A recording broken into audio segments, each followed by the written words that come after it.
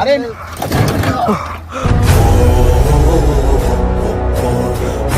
Petrol petrol petrol కాడుతుంది petrol కాడుతుంది petrol కాడుతుంది.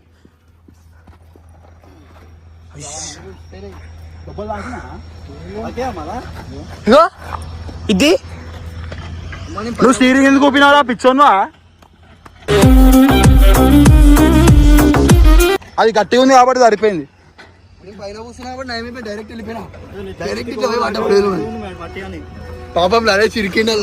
అరే ఇరికిని కాదు మీకు మదాకైతే నా చచ్చిపోతే ఏం చేస్తుండే? చంపే ఆల్రెడీ చచ్చిపోయేంత పని అయింది ఇప్పుడు.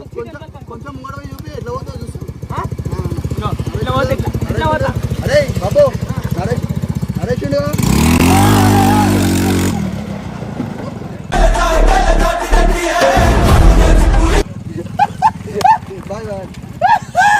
అరే రాలే పో ఎక్కుపో పో నరేష్ బాబు అంతనే బాబు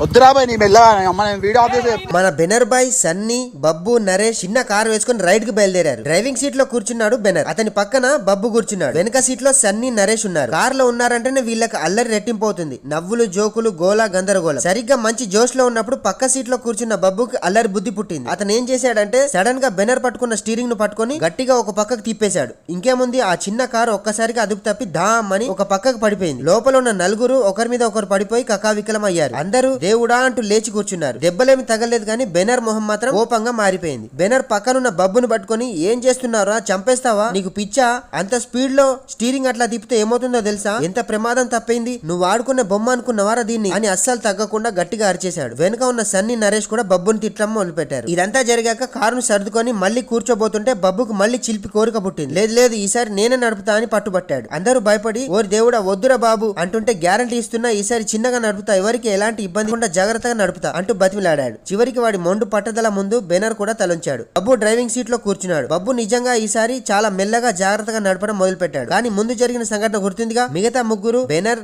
సన్నీ నరేష్ మాత్రం కార్ లో భయం సీట్లు పట్టుకొని కూర్చున్నారు. బబ్బు మెల్లగా పోతున్నా వీళ్ళకి మాత్రం ప్రతి 2 నిమిషాలకు ఒకసారి మెల్లగా పోనివురా, ఇంకాస్త మెల్లగా అంటూ జాగ్రత్త అంటూ పదే కేకలు వేస్తున్నారు. మొత్తానికి బబ్బు అల్లరి వల్ల ఆ ప్రయాణం నవ్వులు తిట్లు భయం అన్నిటి కలగలుపుగా మారి వాళ్ళందరికీ హాస్యభరితంగా జ్ఞాపకంగా మిగిలిపోయింది.